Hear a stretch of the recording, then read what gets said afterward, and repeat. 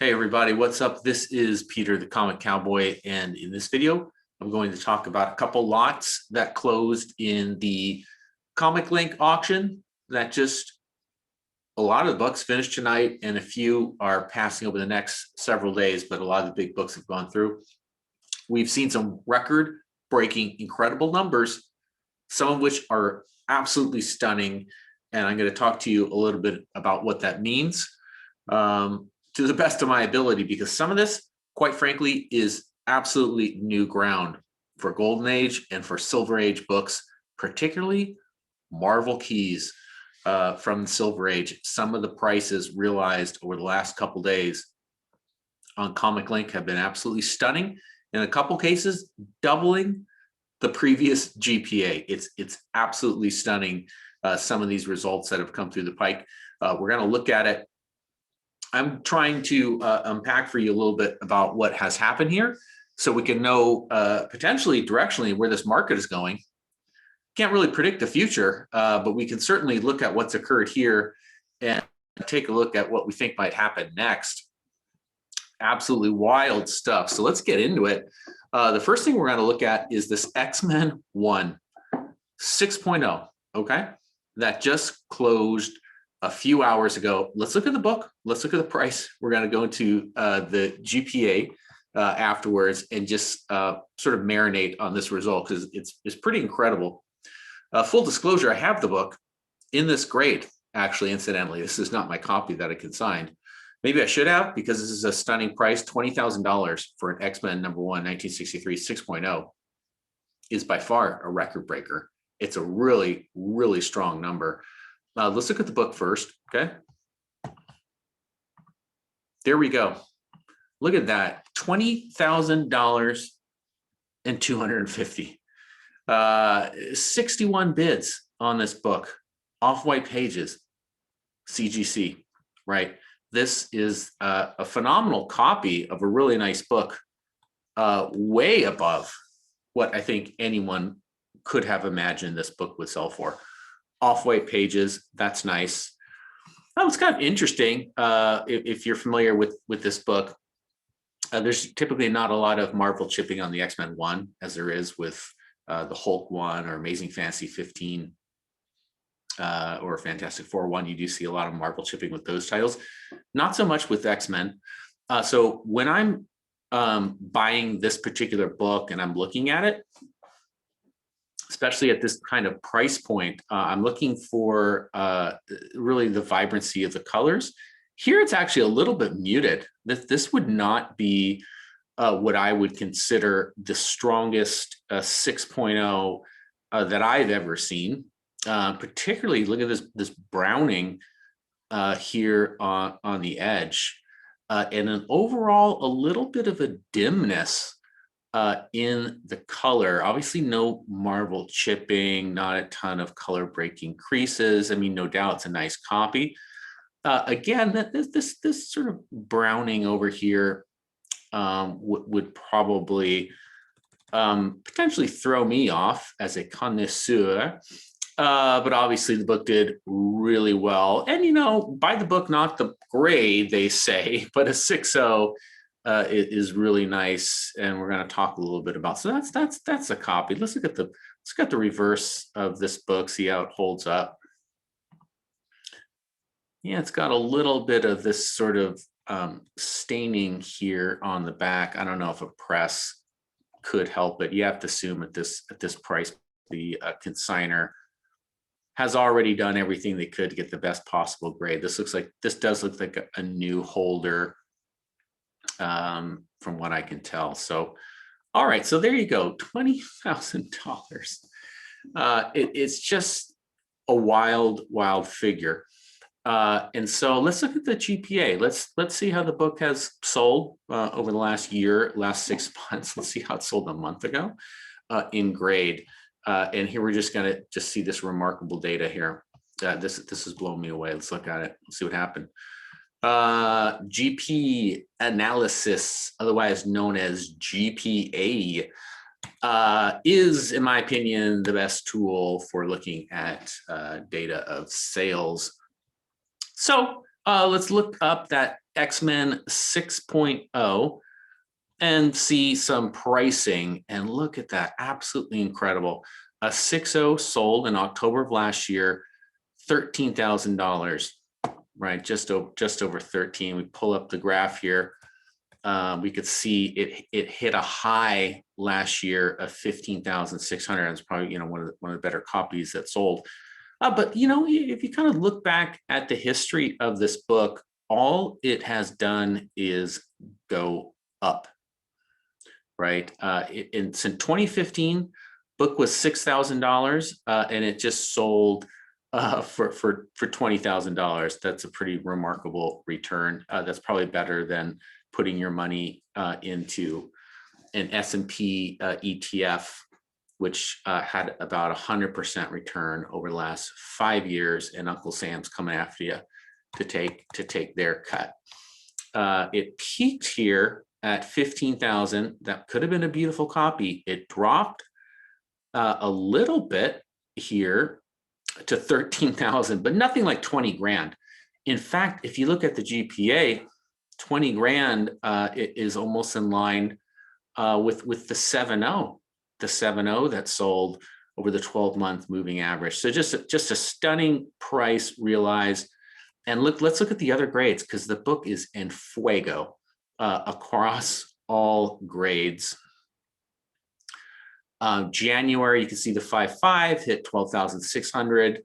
A 5.0 February, 15 grand. Whoa, isn't that something? Isn't that something? It's not like this is a book that people weren't familiar with. The book has been a key ever since the damn thing was published. February 4.0, 11,600, right? But despite these prices, buyers still went after it and set a record. So it's always fun if you go into the live listings on eBay. These are going to cost you quite a bit more. There's quite a few books, so if you've got some FOMO and you want to get a copy, let's take a look at what you're going to have to pay. So here, a 6.0 was listed 2 years ago. It hasn't sold. Let's see what they're asking for. Probably eBay. Yeah, 40. Come on, give me a break. $40,000. Okay. So I wonder why that stood there for 2 years, because they're asking for 40,000. So that's actually a good price in a couple of years. So why pay for it now at that price? 22 days ago, someone else listed a copy. A little bit more, $23,000 for a copy. That's actually not that bad. This book doesn't look as nice as the one on Clink, and it's got that browning as well. You want to look for a little bit more life in the colors if you're spending, in my opinion, this kind of money. Not too far off.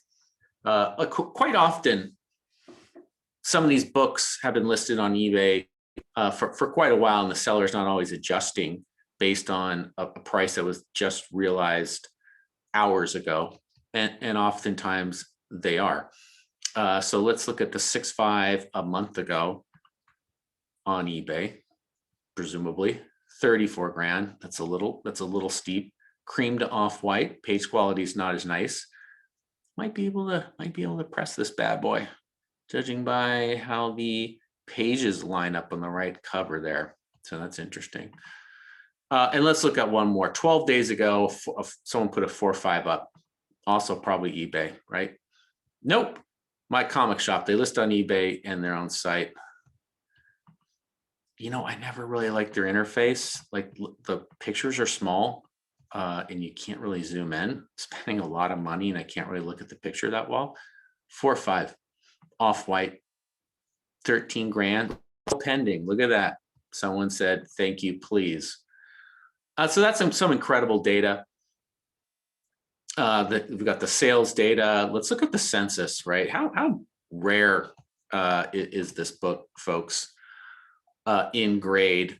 Here we go, CGC census. Pretty much almost every copy that exists is either holdered in a CGC or a CBCS. And that means there are 3,664 copies. There is a 9.8 out there. Can you believe that? There's two 9.8s. Can you imagine the kind of money that would realize today? Probably $1 million book. Easy, easy, easy, easy. That 9.6 and that 9.4, hundreds of thousands of dollars.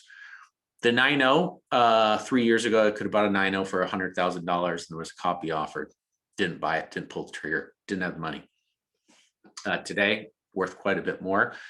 Of the 6.0, 150 copies in the 6.0.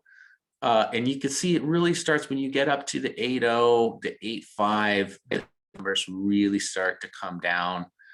There's quite a few signatures, not in upper grades, and a fair number restored. 772 of these books have been restored for a total of about 5,000 slabbed copies.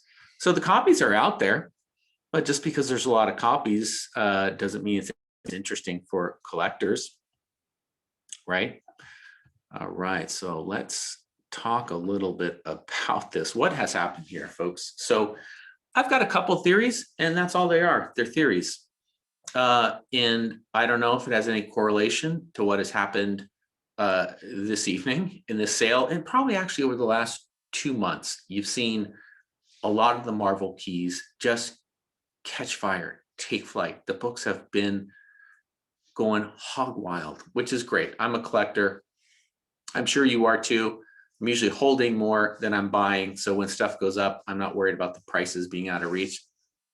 I can just sit on the sidelines because I'm mostly holding the books stuff I bought over the years. So it's phenomenal. It's great. Will it last? I don't know. Here's what I observed. And this is pure theory. Wata Games, vintage video games, picked up about 2 years ago, and it's gone up and up and up and up. So you got a whole segment of people putting a lot of cash and a lot of money into graded third-party collectible video games. Everything from the Atari through the NES, all those platforms, into the moderns, all the way up into the Xbox 360. I think that's where Wata stopped grading. I don't think they've got the PS3. I don't think they've got the PS4. They may have I don't think they have the Xbox One either. That's where it goes. All that stuff was on Heritage. So these were not divorced categories, right? A lot of the folks buying the comic books, myself included, were introduced to the video games on Heritage or through Comic Link, which has certified link, same company, same business, same guy that's looking at the stuff. No coincidence that the two started to associate with one another. The games started getting really expensive. Records, every single sale, their signature sale, incredible numbers. Then about 3 months ago or 4 months ago, and I don't collect PSA graded sports cards. They went bonkers. They went nuts. We're talking Bitcoin, GameStop type increases, just wild numbers in the hundreds of thousands, right?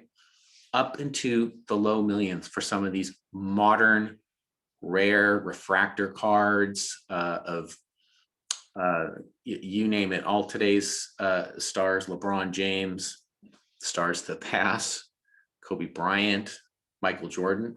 If you look at the PSA graded, what is it, the 84 Fleer rookie, I don't follow sports cards, of Michael Jordan, ever since that documentary was released on Netflix, almost every sale, that card's doubling in value. Stunning. Over 2-3 months, every PSA graded 10 sports card, whether that's football, hockey, basketball, baseball, is going through insane growth. Where's that money coming from? Not this apartment, but there's an interesting article in New York Times about, who's buying these cards? Millionaires, people that bought art, right? There is always going to be a group of 1%ers that's going to get into your hobby. That's who's buying this stuff, folks. 1%ers, multimillionaires, entrepreneurs, founders of companies, people that were early at Facebook, Google, Uber, that are younger than you and I probably, and have a lot of disposable income, and they don't want to necessarily spend it all on stock because stock is boring. Stock is boring. I'm sure it's actually fun, the trading and all that. You don't have the Tesla stock in your closet to take out and look at. You might not even like the Tesla car. I don't. I think it looks like, to me, like a little bit of kind of an overweight sports car, right? Kind of like an Aston Martin if it was heavy. That's what I think that car looks like. I think it sucks. But the stock's doing great. Nevertheless, a lot of these folks with these deep, deep pockets, whatever reason, maybe they're just all sitting at home during this pandemic and they're bored and they're discovering this little place called Heritage Auctions, and they're looking at it and they're thinking, this is actually kind of cool.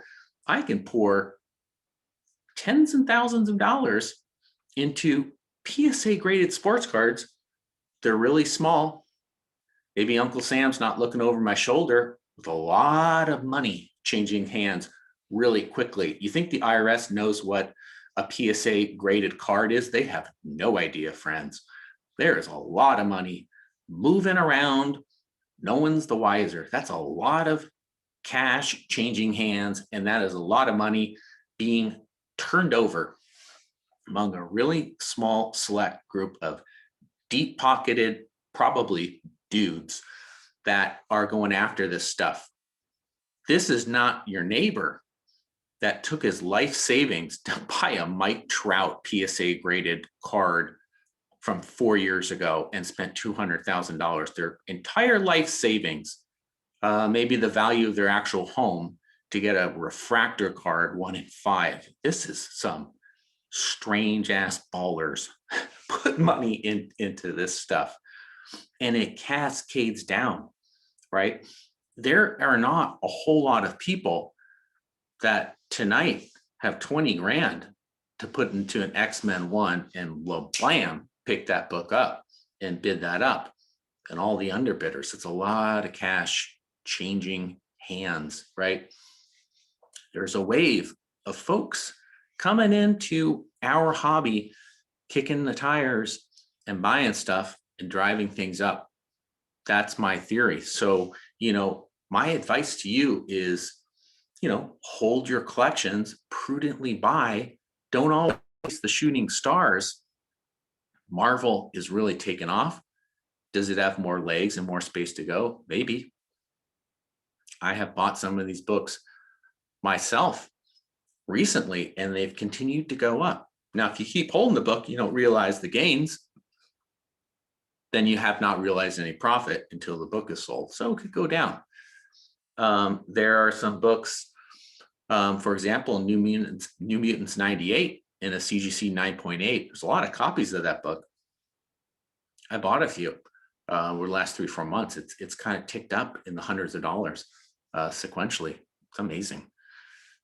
So that's what I think is going on. I think there's a little bit of froth. There's a little bit of excitement in the collectible space. That's just like a steady rain across all these categories. We've always had a huge audience and a huge market for people that collect graded comic books. That's always been massive, right? There's always been a lot of people that collect PSA graded sports cards for years, not these levels. No way. And it's changed. In the 1980s, if you look back and you may want to go into your basement or your garage and see what you got, because if you pull a 9.8, a PSA 10, that's quite valuable no matter who the player is. Stuff from the 80s that they printed like dirt, it's worth dirt, friend. The difference between a Ricky Henderson 1980 PSA graded tops from a PSA 8 to a PSA 9 to PSA 10, incredible. Like, you could buy the PSA 6, 7, and 8 in the hundreds of dollars. It's less than $1,000. When you get to the PSA 10, it goes to like $100,000. PSA 10, it's its own category. That's its own stratospheric bucket. And some crazy ass shit's happening there, is what I can tell you. And I don't know how that associates with our comic books friends, but you know what? It's all a click away on the computer. That's what's changed. People are on Heritage and they're looking at the little auctions, and they're all kind of timed together and they're associated together, and you could discover and drift a little bit and you get a little bored. And all of a sudden one night you're having beers and you're bidding on movie posters on Heritage, right? You know, it's a gateway. You're into one collectible category, you probably get into the other. It's kind of cool. It's kind of exciting. I much prefer this type of collectible than what I consider dying categories.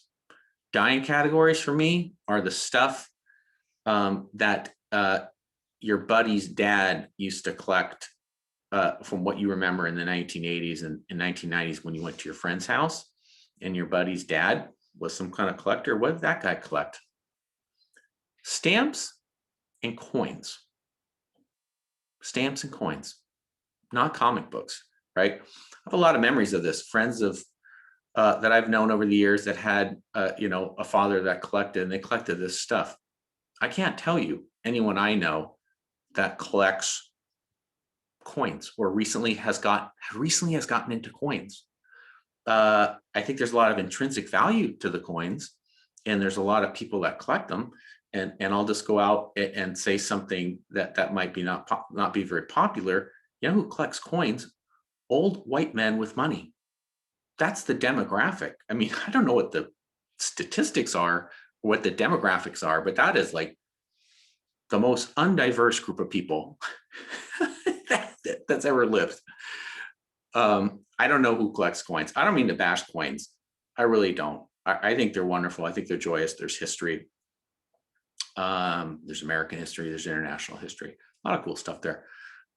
It's dying, friends. It is dying. You know why it keeps going up in value? Because those older white guys have a lot of money now, and they're still participating.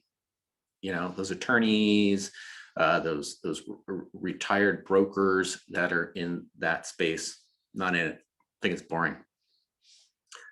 So that's a little bit of a flavor of what I've seen happen with collectibles, with the comic books. Just buckle your seatbelts. Prepare. We don't know what's next. This is completely new territory. You can't predict the future. We don't know if next week that X-Men 1's going to come down. That's 6.0. Next copy will sell for 18,000. What about a year from now? The buyer that picked it up for 20,000. What if that book's then worth 45,000? As long as there's a buyer for it, it's good. So it's hard to predict. We'll see where it goes. Fun stuff. Thanks for watching.